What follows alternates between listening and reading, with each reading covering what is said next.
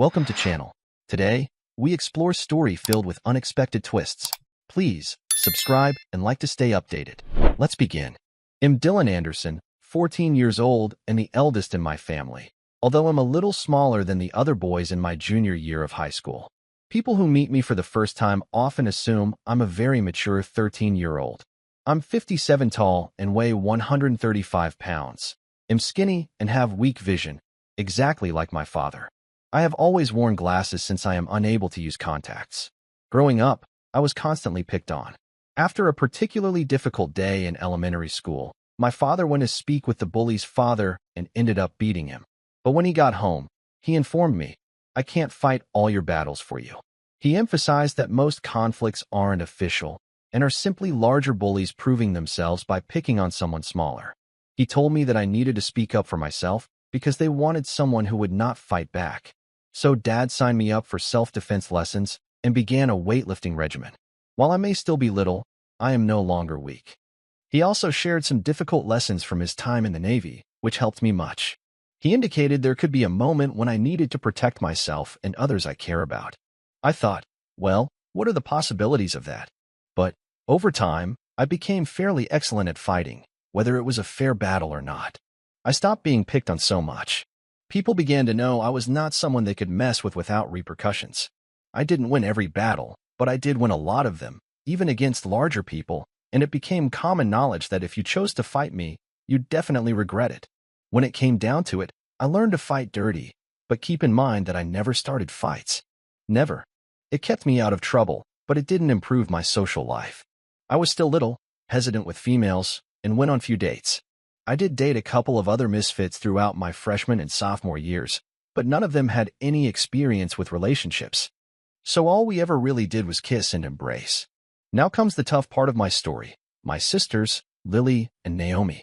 They were twins, golden girls, endowed with the charm, attractiveness, and other qualities required of high school queens and cheerleaders. Of course, at 14 years old, I was their elder brother by years, but they were my main tormentors from the time they were teenagers. Of course, my parents adored them, as did the rest of the free world. Mom and Dad were aware of how they treated me, but they did nothing to prevent it. Of course, they never did anything truly terrible in front of their parents. Mom maintained they didn't try to be unkind. It was her refusal to perceive anything negative in her children. My father was aware of what was going on, but he stated he couldn't do anything with them since their mother protected them from any significant punishment. They were free to do anything they wanted as long as they kept it quiet and away from their homes. When they made a mistake and embarrassed me in front of their friends, they were grounded for a month, which ruined their active social life. It was the one thing they dreaded, therefore they remained within their means. However, those constraints provided plenty of space for them to ruin my life. They couldn't dispute that I was their bigger brother, yet in school, they treated me like a complete moron. They badmouthed me in hundreds of ways to underline how our kinship was some sort of cosmic screw-up, which had a negative social impact on me. They said I earned decent marks because I was such a social pariah that I had nothing to do except grind and study on date nights. They even implied that I was a needle. That was the image of our life as my junior year neared its end. It wasn't always like this. When we were younger, I was Lily and Naomi's favorite big brother, and they followed me around. They emulated whatever I did. It was irritating to continually have them about me. My buddies teased me about it, but I was really pleased by their hero worship. One May, when I was 11 and they were still 9, I was in the home drinking a drink. I heard screams and hurried outside, still carrying the heavy pitcher, to see the twins backed up against the fence. A guy down the street's Doberman had escaped from his yard and leaped our little fence. It was a terrible beast that would constantly run to its fence and lunge at us as we passed by. I thought that was insanely cruel. Well, it was stalking the girls. I shouted and dashed toward the dog. Our mother was down in the basement doing laundry, but I hoped she might hear me. Dad was gone shopping. I had no clue what I was going to do, but I was determined not to injure my sisters. I understood that as I yelled and ran toward it. It turned to face me as a fresh danger. It roared and dropped its head. Its ears were squashed back along its head, and its jaws seemed to be 2 feet wide and full of terrible fangs. When I got close, I thought I'd hit it with the pitcher. Then I remembered all the ice-cold lemonade inside and swung it, throwing the liquid at the beast. I hit it in the face, and it backed away, growling at the shock of the cold liquid. It was like pouring a bucket of freezing water over it. I went between the dog and the girls, who were weeping behind me. It shook itself to remove the moisture and charged at me, fangs wide. I smashed it on the snout with my hefty pitcher as hard as I could. That injured it, so it backed off. Then it came at me again, and I whacked it again, but it managed to chew on my flailing left hand as I used the pitcher with my right. Damn, that stung. At the very least, it didn't hold on, but I had severe tooth marks and was bleeding. The dog then yelped and sprang up into the air. I glanced up and saw my next-door neighbor with a BB gun, taking aim and firing another pellet at the beast. It shrieked and fled, jumping our fence before returning to its own yard. The guy who owned the dog was just coming when it rushed past him, so he turned around and took it inside. He then came over to apologize and offer assistance. It turned out that it wasn't his dog. He was only keeping it for a few months for his brother. He boarded the dog, paid for my doctor's visits, and sure, I needed to get fresh rabies vaccines. They claimed they weren't as horrible as the originals, but they weren't exactly a picnic either. It stung for days after each one. Back then, the twins were very thankful and proud of their older brother. They said I had saved their lives. My father stated he was proud of me. My mother recommended me to all of her friends. I said the neighbor had truly drove the dog away with the air gun. Dad answered, "Yes, from behind a high fence. You were the one who walked into the yard and faced the Doberman all by yourself to assist your girls. I hope they never forget what a wonderful big brother you are." However, things did not go as planned. They grew up quickly in their teens, becoming very popular young ladies and members of the hip circle, while I remained their runny, geeky, and awkward elder brother. To fit in with the crowd, they felt compelled to put me down. Then came the weekend, which transformed everything. Mom and Dad got the opportunity to go on a romantic river trip with some neighbors during the late May weekend. They had no qualms leaving us alone. I was thought to be a reliable, responsible 14-year-old. My sisters understood that if they went too far or disregarded common-sense regulations, they would get in significant trouble and be grounded. They knew they could get away with verbal abuse as long as they didn't breach my regulations, which were largely about curfew and drinking, basically what Mom and Dad had previously established. They were out Saturday night. I warned them to be cautious where they went and who they were with. They laughed at me and said, "Are you going to sit up and wait for us? Or will you just sit at home looking for some tweezers so you can find your little tool and jerk off? See you later, Meadle." For them, it was near to friendly language. They drove away in the automobile that they shared. They did not have any dates that I knew of. I didn't either, but that was quite typical for me. I phoned Julia Moore, but she said she was in a stable relationship now, so that was it. She was the person I had previously spent time with, but now it seemed that someone else was capturing her interest. If they were in a stable relationship, it was likely that they were becoming closer. I had always assumed she was focused on being restrained, but it seems like things had changed for her. I completed writing a paper that was due in 10 days and watched some television. Then I became exhausted and went to bed. As a teenager, I had my own methods to decompress. I was 58, which was somewhat shorter than typical, but still within the standard. I vaguely heard the twins approaching because I heard the door slam shut, and I checked at the clock, about a half hour over curfew, but I was not in the mood to be a hard ass. But then I decided I should tell them I heard them, just to terrify them. I was going to open my door to shout out when I heard a crash. The blasted door had fallen down. I raced out as soon as I heard the twins cry. I saw 3 large men walk in. I hurried to my bedside phone, but there was no dial tone, so I called 911 from my mobile phone. I stated it was an emergency and provided my name and home. Home invasion, attack on young females, and firearms. I shouted and put down the phone. I expected a speedy answer. I rushed into my mother and father's bedroom and searched for a shotgun in his closet, but had put it somewhere to ensure its safety. Instead, I grabbed Dad's cherished Rawlings Elite. He used it to hit the winning home run in the Bayview Regional Championship game. It wasn't one of those lightweight aluminum bats that they currently use. It was solid ash. I started down the steps and nearly collided with the stunned guy. Well, I believe he was astonished to see me swinging that huge old bat at him. I used all of my effort to get him beside the ear, but he raised an arm to deflect it somewhat. Anyway, he tumbled over and knocked the railing down with him. I rushed downstairs. The 2 other males had Naomi and Naomi held down on the sofa, attempting to pull their dresses off. The nearest man had his enormous tool out, ready for action. I caused him some difficulties. I swung sideways at him but missed, hitting him in the stomach. It was a backhanded stroke, so there wasn't much aim or power behind it. He said, "Oh." I doubled over. I was about to smack him in the head as he leaned forward, when the other man rushed around and pounced at me. I managed to land one strike before he pushed me against the wall. I dropped the bat since it was worthless without space to swing. I raised my knee and whacked him hard. Then I got a couple of bullets in his throat, which he partly deflected. I drove my knee up again, striking him where it stung the most. It hurt like hell, but he was tough enough to swing and struck me in the ribs as he stumbled back. I stepped forward and smacked him in both ears with my cupped hands, causing him to scream and fall away from me. I assumed he'd be out of it for a few seconds, so I went for the other man in the room. I couldn't see my bat, so I charged at him and attempted to bowl him over. He was too huge and muscular for that, but I did push him back little. I didn't see the females and thought, thank God, maybe they've gotten out. Then I felt intense, stabbing sensations all over my back and sank to my knees. It was the man from the stairs, and he was holding a knife. I battled not to pass out. They gathered around me, all three kicking and hitting me. I felt my nose crack and a sharp ache in my jaw. I was kicked between the eyes and collapsed to the floor. I twisted about attempting to escape their kicks, then lifted one leg and kicked one of them in the balls. He reeled away. That leaves two. I slid over on one of them, grabbed his knees, and attempted to topple him. The person behind me did nothing, no kicks or anything. I swung up and attempted a blow to the guy's balls. I missed them, but I did strike something and heard him scream. I heard someone cry police. He went to his knees on my rib cage. As I passed out, I felt a scorching ache burst through my chest. I prayed the girls hadn't been wounded. I awoke in the dark.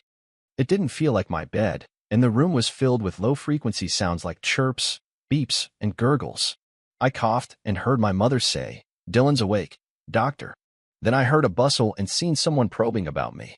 There were little touches on my arms and torso, one of which caused me to scream. "Naomi," I whispered. "He has broken ribs," Naomi snarled. "Oh, I apologize." "I'm very sorry, Dylan," Naomi replied.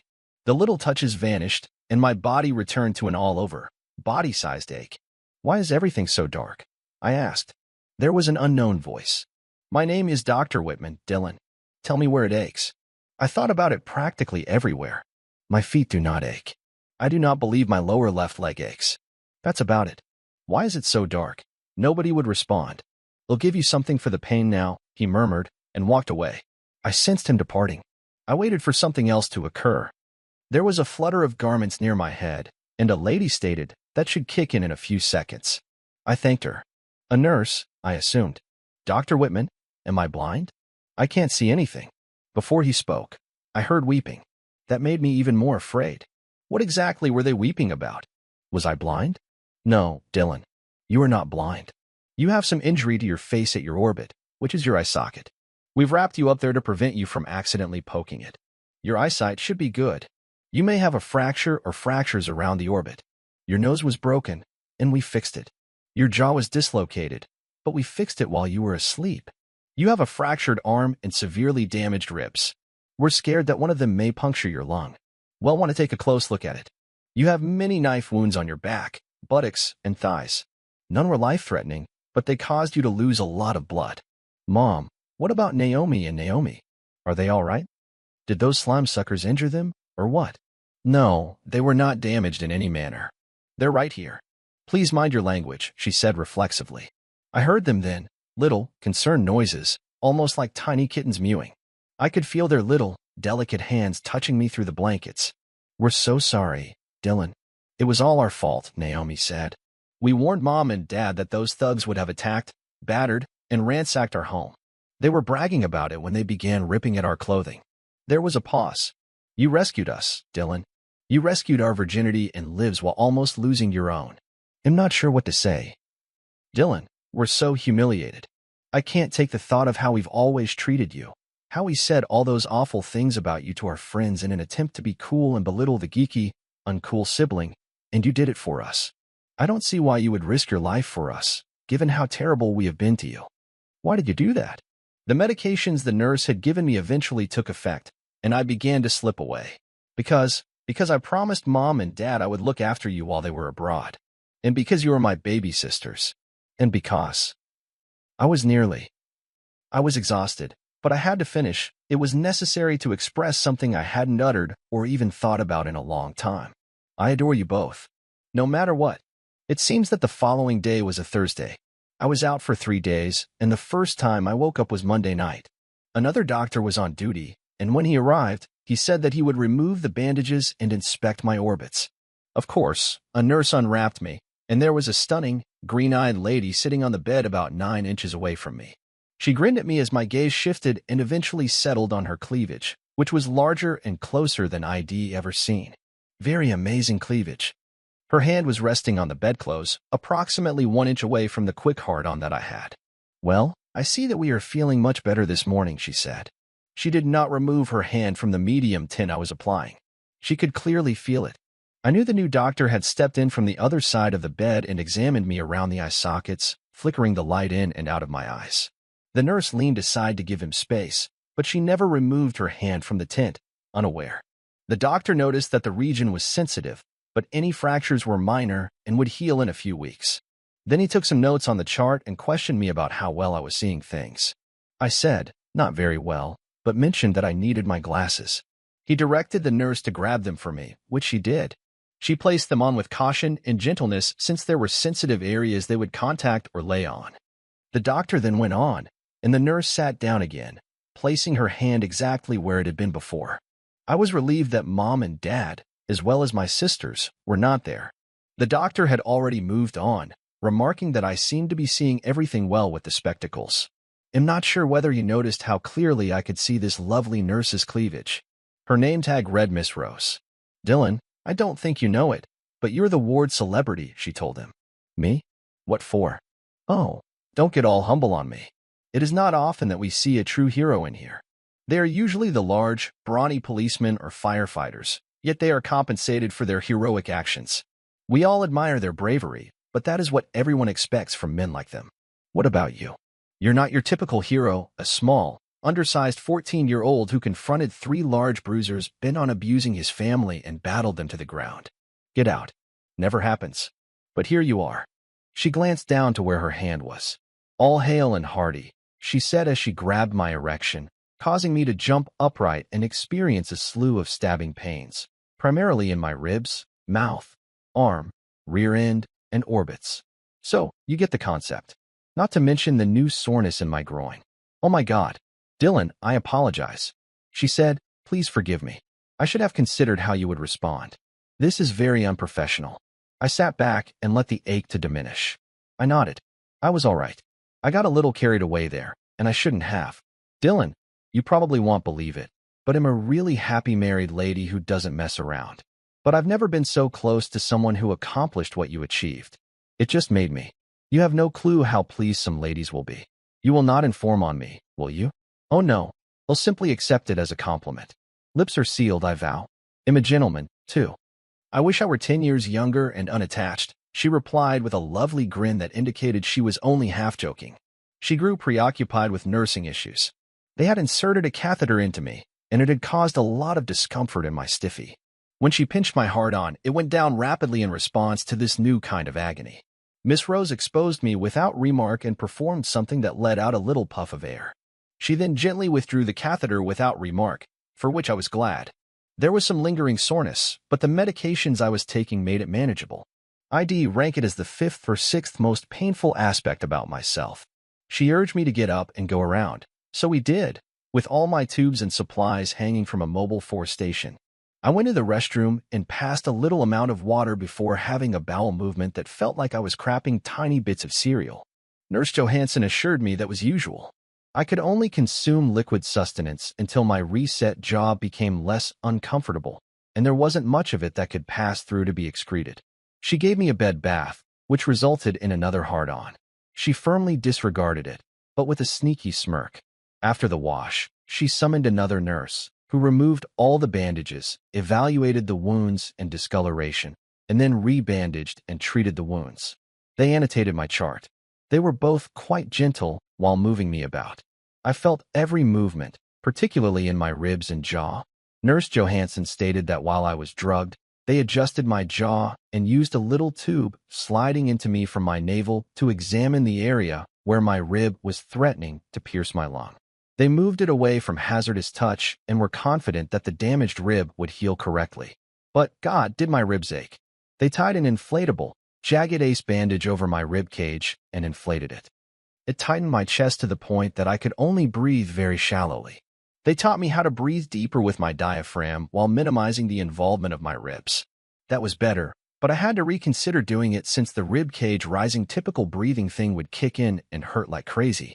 That evening, my whole family came to visit me, and we shared some really soft embraces. Naomi wept intermittently. I inquired about the case against the three men. Dad said that the three intruders had a lawyer and claimed that the twins had invited them to the home and that I had assaulted them. They said the twins were afraid and lying.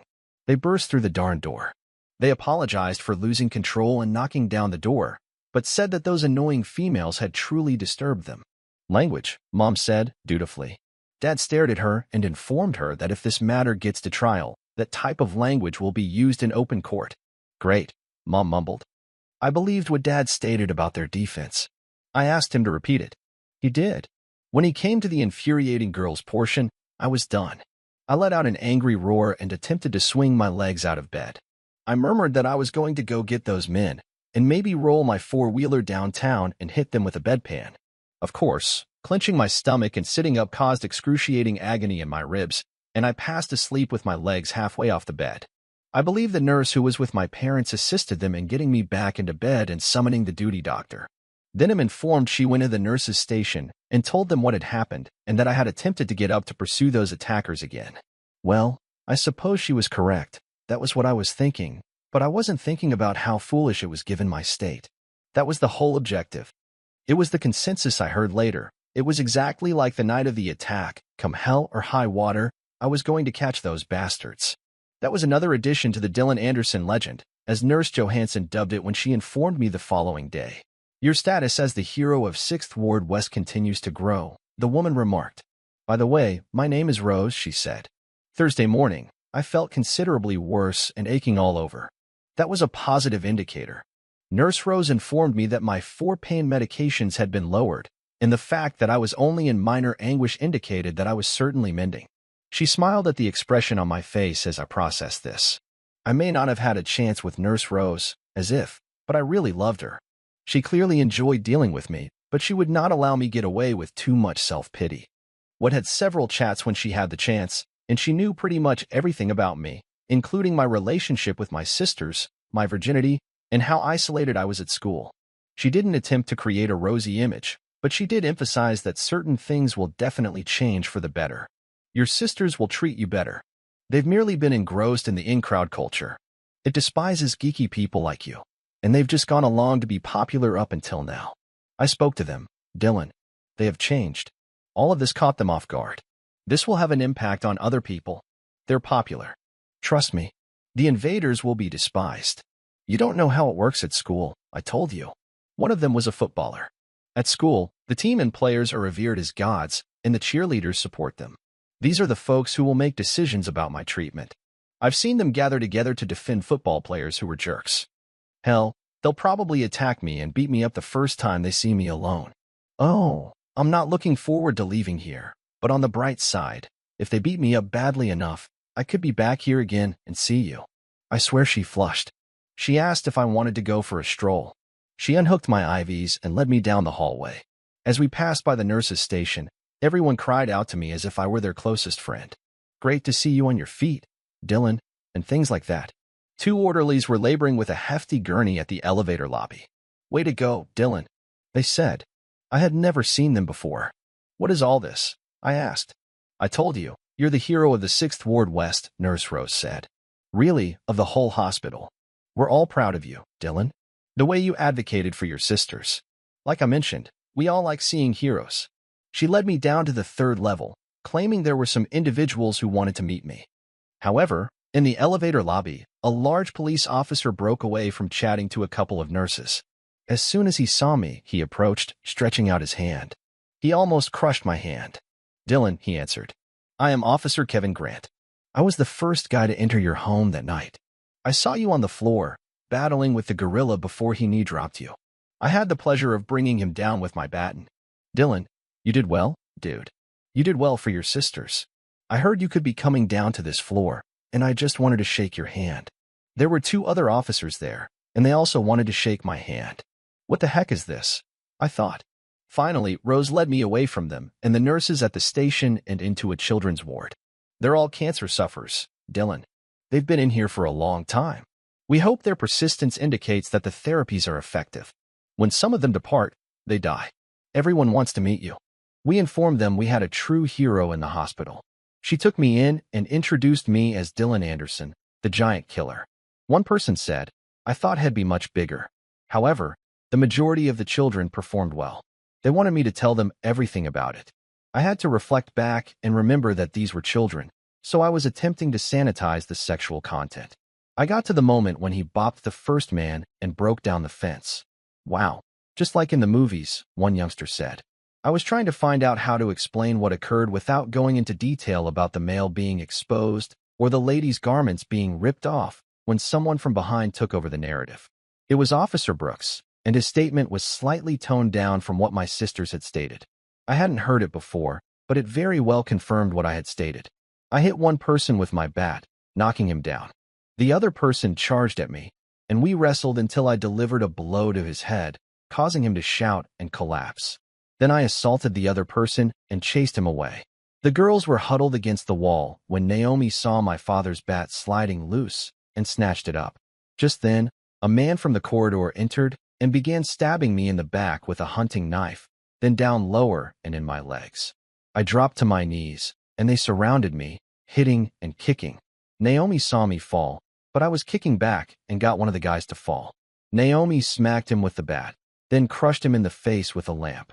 I slid into one of the last 2 and hit him. Naomi punched the other man in the back, knocking him down.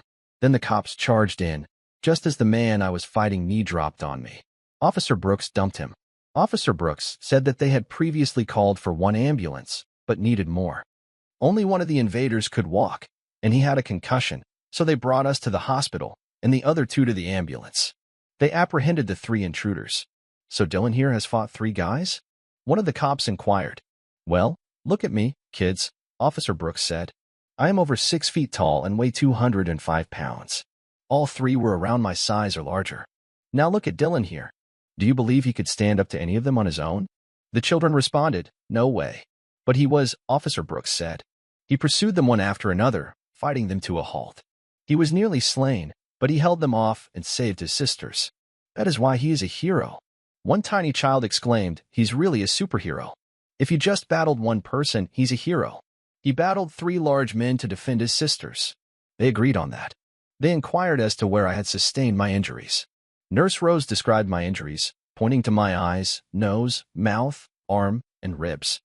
I turned around so she could see the bandages on the knife wounds through my hospital gown. The dressings bulged out sufficiently to validate my suspicions. Then one youngster asked, 3 guys? That was courageous. I'm not sure whether I could ever do it to protect my sister. I said, sure, you would. You'd do it because you love her. I looked up, and my whole family was sitting peacefully on seats along the wall. Mom was sobbing, as were Naomi and Naomi again. Dad was also a little red-eyed, but I disregarded it. I wondered when they had arrived and how much they had heard. I meant it, and I was not embarrassed to have others hear it. I introduced them to the children. Then I turned to my 3 ladies and said, what's with all the waterworks again? Mom reached forward and gently held me. It was a whisper, nothing much, just nice to be reminded that you did it for love. Naomi leaned forward and grasped my hand. I adore you, big brother. Maybe you'll never be able to show you as much as you did, but I'll never forget it like I did before. Naomi grabbed my other hand and kissed it. She couldn't talk, I suppose. Despite my shattered arm, I stretched out and embraced them. I wanted I could capture the moment. The only thing that could have made it better was a large family embrace, but no one wanted to harm me to demonstrate how much they loved me, for which I was quite glad. I was entirely weaned off the hospital medicines now, and I didn't want to be in any more pain than normal, but the following day was Thursday, and I was supposed to be released. X-rays revealed that my ribs were mending properly and that my lung was not in danger. Everything else would heal. My jaw was in good enough condition that I was able to handle certain meals that required some chewing. It wasn't fantastic, but it wasn't bad either. I took a ceremonial wheelchair tour, making sure to see my courageous little companions in the children's cancer unit. When I realized what they were going through, I couldn't consider myself a hero. Then it was home and home care from my ladies. As we traveled, Dad reminded me for the 100th time how proud he was of me. I guess those self-defense lessons paid off, Dylan, he remarked. I questioned him about the 3 individuals in their defense, and he said he was going down to meet the assistant DA the following morning to attempt to clear things up. He claimed to have a little advantage. I stated I wanted to go with him. He expressed concern that I wouldn't be able to handle the burden. I insisted I could take it, and he grudgingly agreed.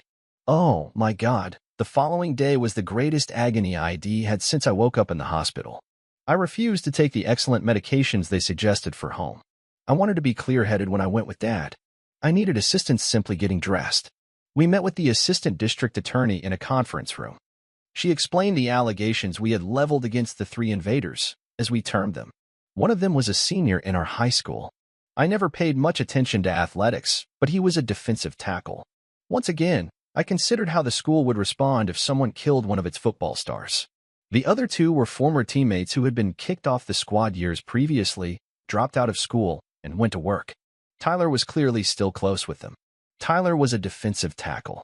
The ADA also described their defense, as reported by their attorney. It was the same BS that Dad had stated. Dad said that he wanted to show the ADA anything that may constitute proof. Stop, she instructed.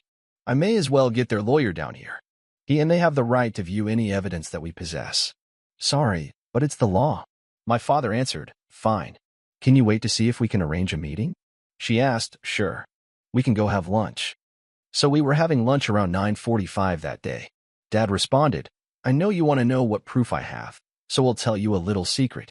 When you were a baby, even before we knew your mother was pregnant again, we wanted to go out every now and then. We had always employed Grandma Parker as a babysitter, but she developed severe arthritis and was unable to sit. So we began hiring adolescent babysitters. We'd heard a lot of horror tales about babysitters messing about, having males around, drinking, and so on, so we invested in a monitoring system, a babysitter camera. In recent times, we might put it on a timer or to turn on when there was disturbance in the living room. We were only dissatisfied with what we observed once, but it was small, and we just had a brief conversation with her parents before never using her again. So when we bought this cruise thing, we figured it would be a good idea to utilize the old system to check in on things while we were away. It wasn't so much you as it was anxiety that the twins would go to great lengths to kick up their heels and maybe get you into trouble. We programmed it to turn on and trigger the noise after 9 p.m. on the first night we were gone, assuming Saturday night was a major date night. I said, so, did it capture the whole incident in the living room? Yep, he said. I thought about it. Dad, the ladies were really exposed when those scum suckers ripped their clothing off. I don't want those scum suckers and their slimeball lawyer to see my sisters partially undressed, he told me. I am much ahead of you, Dylan. I used a video editing tool to remove anything even slightly exposed. It's the hazy effect you see on reality TV programs to hide nudity and faces. They can always insist on viewing the undisturbed tape if the case gets to trial, but I don't believe that will help them. In any scenario, they will seek a plea bargain. That video would keep them away for a while. Any plea deal would be superior than what a jury would award them. We passed the time till Dad received a mobile phone call to show there at 2:30. We arrived a half an hour early. Dad took out a Blu-ray tape. The ADA was astonished. I'm not sure whether we have a Blu-ray player anymore. Everything we get now comes on Blu-ray, she said. So she sent her employees rushing about. They eventually discovered a Blu-ray player in the training department. The 3 criminals entered in their prison jumpsuits, accompanied by their lawyer. They stared at me. I had absolutely no faith in them. Their 2 guards sat at the very back of the spacious room. I glanced around for a weapon just in case and decided on a big cigarette, but stand immediately behind our side of the table. On the plus side, they didn't look much better than I did, especially where Naomi and I performed our bat work. Their attorneys began to object to the recording as evidence, but the ADA cut him off. As long as you acquire a copy, the rules of evidence are followed. You are welcome to question its legitimacy during the trial, but I assure you that it will be accepted. Now let's look at it. You know, neither their lawyer nor the 3 dimwits appeared to understand what was going to happen. I'm not sure what they anticipated. The recording began, both audio and video, with Naomi racing into the living room. weeping and talking about how they had no clue those thugs had followed them. Naomi stated she was phoning 911 and answered the phone. She then exclaimed, "There is no dial tone. My God, they're out there, and they've severed the phone line." They were rummaging through their handbags for their mobile phones when you heard the sound of the door breaking down. Then two of the defendants rushed in and assaulted the girls. The females attempted to flee, and the goons took some time to apprehend them. They wrestled with the females, hitting their hands and stopping their kicks before pushing them down on the sofa. You could hear them instructing the girls what they were going to do to them: beat them up, then ransack the home for money. As the screen showed them beginning to rip at the twins' clothing, their lawyer came up and begged that the video be halted. He went at his three clients and began yelling at them for lying to him. One of them, Tyler, must have chosen to take advantage of the commotion and exact vengeance on me. He stood up and began coming across the table at me. The other two began to pursue my father. The guards weren't expecting this. Soon after they arrived, I hefted the butt stand that stood behind our side of the table. I only had my right arm to work with, but I managed to swing it up like Dad's old baseball bat and smash Tyler in the face with it. I almost shouted from the agony in my ribs, but it was worth it. Dad decked the first of the two to cross the table and shoved him back into the other one. The guards eventually waded in, and additional officers crowded in to take shots at the two still awake suspects. They were charged with further assault, and their counsel swiftly quit their case.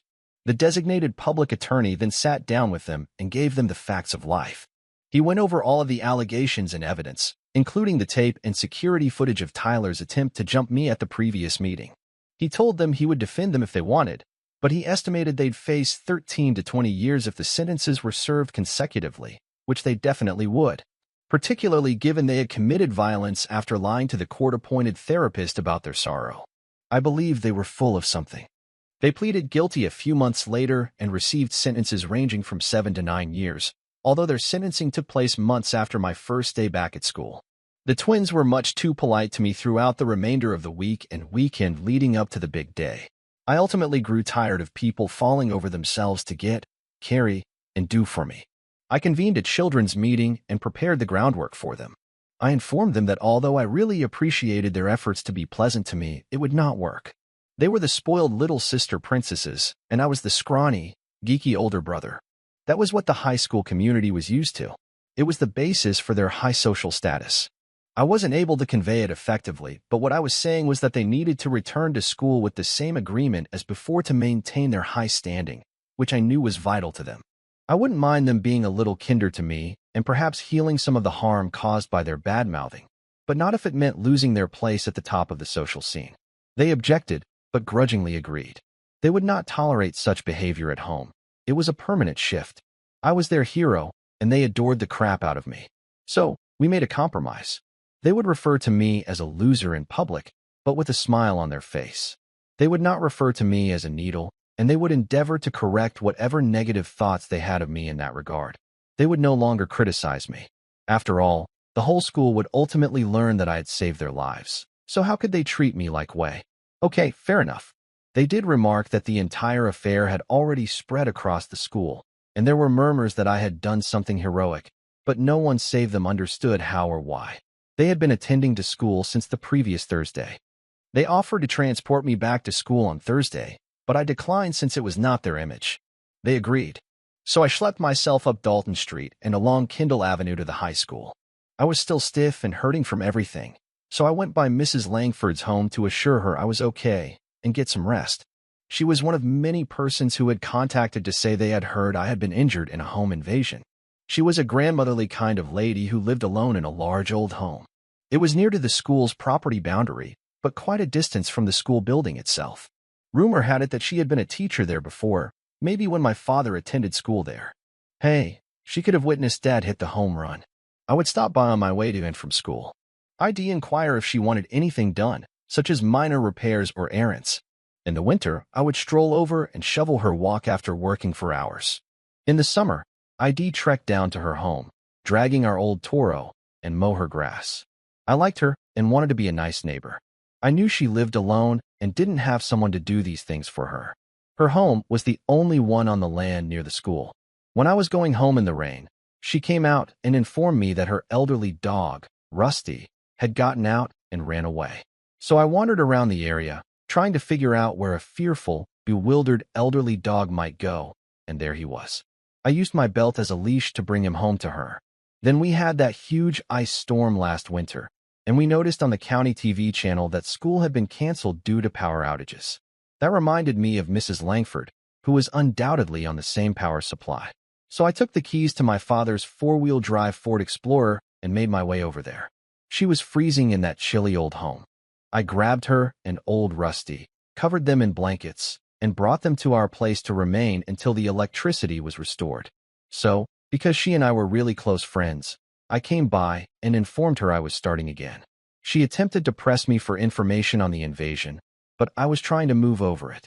I informed her that several men had broken in, that I had phoned 911, and that the police had arrived and arrested them. She chuckled when she saw my colorful face and arm cast. "Wait until I tell my granddaughter about what you just tried to pull," she blurted out. I acted stupid and asked her what she meant. "Dylan, did you get harmed while hiding in your room?" "Well, I guess I did try to protect my sisters." "They'll bet you did, Dylan. You're a really sweet young guy, but a terrible liar. Go to school." So I did. It was the oddest day I'd ever had. Everyone simply stared at me as I passed by or sat in class. When I passed Naomi and Naomi with pals, they stopped chatting and looked at me, but not with their normal "who is that insect crawling down our hall" expression. There's nothing like it. Increased interest and curiosity. When I passed the locker area known as Football Alley, I expected everything to return to normal. They may have forgiven me for my broken arm and everything, but there was no way they were going to let me off the hook if I messed up one of their comrades, and Tyler was clearly no longer with them. But they just ignored me. No glares, no jostling, nothing. And when Coach Daniels emerged from his office, he glanced at me with some curiosity. Weird. I met up with a handful of my worthless buddies, as the school's social arbiters would term them, but they were simply my pals. They had heard a lot of crazy tales and wanted to know what had occurred. I told them the same blow-off narrative as Mrs. Langford. I really wanted to minimize everything. The day went well in terms of lessons and other activities. I had received my assignments while out of school and was not behind schedule. I normally had relatively decent marks, and that was not about to change. My father emphasized that I required strong marks to go into college, both in the classes and in the hallways and cafeteria. I kept receiving strange stares, as if I had two heads, but nobody bothered me. In fact, a few of Naomi and Naomi's friends were pleasantly polite to me throughout our sessions together. One of them, Holly, a stunning redhead, said wishes she had a sibling like me. What? This girl had never spoken 3 words to me before, and now she says this? She grinned at me, squeezed my good arm, and walked away, her lovely buttocks wriggling at me. Another of the Golden Girls was having a conversation with a football guy who was attempting to get her to go on a date. I was walking by when she was dusting him off. I overheard him remark something like, "Geez, Carly, what does a guy have to do to go out with you?" She glanced past him and saw me going by. I was fighting to pull a book out of my bag. That fractured arm made things a lot more difficult than I had anticipated. With a completely straight face, she continued, "I don't know, Ron. Maybe if you were a little more like Dylan Anderson there, I'd feel better going out with you. He defends his ladies. He does not attack them." It was spoken rather loudly. I paused, and am sure my cheeks became bright red as she smiled at me. She knew, or at least knew something. Holly also knew something. Damn, I was going to have to speak to the twins. I thought we promised to keep everything a secret. That evening, they said that they couldn't continue as if nothing had occurred, and that they needed to explain why people's attitudes about me had changed. That no matter what I said about keeping things the same, they couldn't go back to being the snobbish sisters they were before, and if I didn't like it, that was just too bad. There were more significant considerations than just being popular. Go, twins, I thought a little later. They walked into my father's den and locked the door. Oh, no, I was being excluded, and I did not like that. The following day, it was announced that Period 4 would be changed into a special assembly. A police officer was scheduled to appear and talk about high school safety. The 5th period was primarily PE classes, school committee meetings, and so forth. It was shortly before lunchtime, so there were no serious lessons planned. I caught up with several of my buddies and we entered the auditorium. As usual, we climbed up to the balcony to have a better view of the show and other things. That way, we could get out faster. There were fewer lines of children going for the exits up there. The whole student body was obligated to attend the gathering, and our names were recorded as we entered. This was odd. First, there were a few school announcements. Most of them were old news, so we paid little attention. The next speaker was Coach Daniels. I do want to clarify things up. Most of you attended the game 2 Fridays ago. I'm sure you remember Tyler Pender's absurd foul, which cost us a chance to tie the game, and the accompanying altercation when he attacked the official who made the call. After the game, and after 10 days of deliberation, I suspended Tyler from the team forever. I told him last Saturday night. We had no game, and I had deliberated for 10 days. Tyler and a handful of his low-life pals decided to make amends to Tyler. Something sinister and twisted. The remainder of the narrative should be a warning to all of you young ladies. Wow, I didn't believe Coach even understood the term cautionary, much alone what it meant. He handed the floor over to Officer Brooks, the designated officer friendly. Damn, I had not even recognized him. Officer Kevin Grant scanned the hall, looking for someone in particular. He nodded at Naomi and Naomi. When he looked up to the balcony and spotted me seated in the first row, he nodded again. Everyone looked up to me. I didn't like the sensation in the pit of my stomach. He started up the narrative where Coach had left off. They seemed to have targeted 2 young female kids at school here. They approached them in a public area and attempted to focus their attention on the females. The 2 females were clever enough to realize they were in danger and exited the club. They drove home to what they believed was safety. There was a large screen TV at the front of the stage, as well as numerous more around the auditorium walls. It was customary to televise stage performances so that fans from far away could watch what was happening. The lights were lowered, and the officer activated a remote. I slid down into my seat.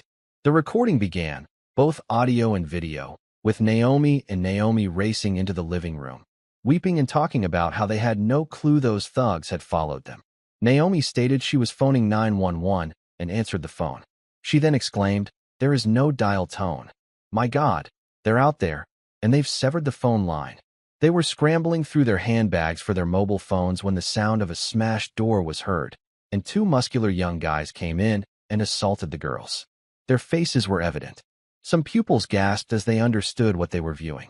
Tyler, one of the intruders, seized the girls when they attempted to flee, slapping them as they pulled them down on the sofa. They were bragging about what they would do to them. As the scenario unfolded on the TV, I heard shocked exclamations from everyone around me. The remainder of the tape was selectively censored, as I had previously seen, to protect the twins' modesty, but the audience knew who the 2 young ladies were. Officer Brooks then froze the frame as I appeared. Unfortunately, no one thought to do any modesty blocking for me, so I arrived on the scene with my usual jockey clean witties. It was what I wore to bed. There were a few rude whistles directed at my slender physique, frozen in place as I emerged, clutching my father's baseball bat in my scan underpants. Then there was stillness as the war was fought. The police technical personnel were able to slow down the activity, making it similar to viewing a slow-motion replay of a football game. Even I had to cringe at the punishment I was handing out and receiving. I watched along with everyone else. I hadn't seen it beyond this point at the ADA's office because the creep's lawyer came up and demanded that it be turned off. It was not any different. The same things occurred. Then I realized how ridiculous it was to expect things to change after being stabbed. I heard some folks gasp. When I got to my knees, the back of my jockeys was saturated with blood, and they were all around me, hitting and kicking. My face, knees, and lower back were all bleeding. While I was down, the twins whacked the intruders with a bat and a lamp a few times, but they continued to kick and punch. The cops arrived just as the person I was fighting kneeled on me. As I watched the whole event, I had many thoughts. The first was that I was grateful that Dad had made me take those self-defense courses and had given me some of his own. I believe I performed about as well as I could have against 3 large men like that. Thanks, Dad. The second was that I was fortunate to be alive. Thank you to the physicians and nurses at Maple Creek Medical Emergency. The third observation was that the girls performed an excellent job. I was not the only Anderson child fighting that night. Fourth, I really hope they had blurred out those jockey shorts. I mean, it was borderline inappropriate. Except for occasional weeping noises, there was total quiet when Officer Brooks cut the recorder. It was not from the twins. I saw them gazing up at me just as someone began to applause. Officer Brooks raised his hand. "That's a hell of a thing to watch," he told me. "I shook that young man's hand in the hospital last week, and he'll do it again before I leave today." Perhaps you know him. Dylan Anderson is a student here. Everyone looked up to me. I know I was beet red. There was some applauding again, but Officer Brooks raised his hand, and it calmed down. But that's for later, he said. You may believe Dylan has enough heroism for a lifetime. In that video, he sustained shattered bones surrounding his eye socket, a broken nose, a dislocated jaw, a broken arm, badly cracked ribs, and many stab wounds. But you saw it. He continued battling until I entered with my companion. Now watch this. It was the same surveillance film from the conference room where we displayed the first clip. At the very least, I had seen the whole sequence previously. The lawyer got forward and requested that the recording be stopped. As previously, he went to his 3 customers and began yelling at them. Tyler sprang up and began to approach me across the table, like he had done previously. As previously, I stood up and swung the butt stand directly into Tyler's big face. My father belted the first person and hurled him into the second guy. That received an ovation. Officer Brooks concluded by advising the kids, including the boys, to be careful of where they were going and what they may be getting into. And you, young girls, may not be fortunate enough to have a brother like Dylan Anderson Jr. to battle for you, so be cautious. I dashed off of the balcony, leaving my startled companions behind. I considered sneaking out of the rear and taking the remainder of the day off, but that did not happen.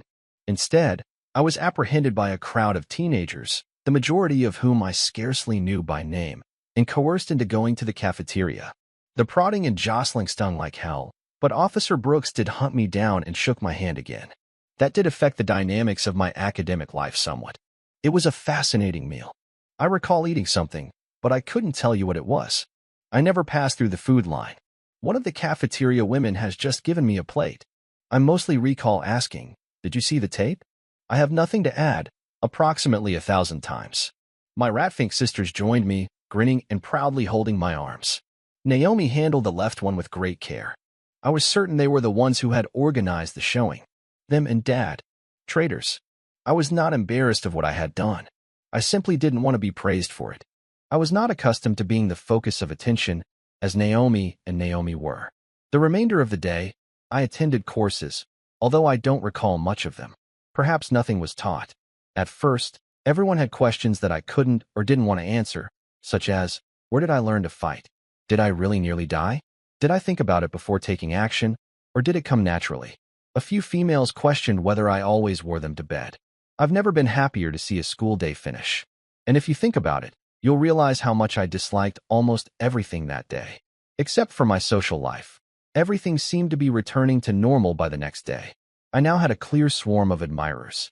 There were many individuals who came to sit with me and the other misfits in the cafeteria. One day, one of my sisters' circle, stunning, sensual Danielle, arrived and sat down with my tiny Kodari. She stated she was amazed by what I accomplished and how courageous I was. She inquired whether I was still suffering.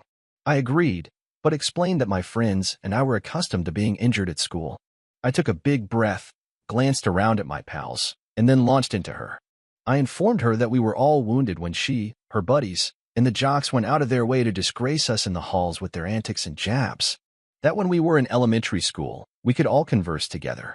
Now, if one of us attempted to speak with the females, they and their companions would shoot us down so hard that we wanted to crawl away. There are several methods for causing harm to others. The injuries I had sustained were mending, but some of the terrible things that the Golden Girls and the in-crowd did to us on a daily basis stung nearly as much as broken ribs. Thank you for watching. Do you believe deeds speak louder than prior reputations? Let us know in the comments, and remember to like and subscribe.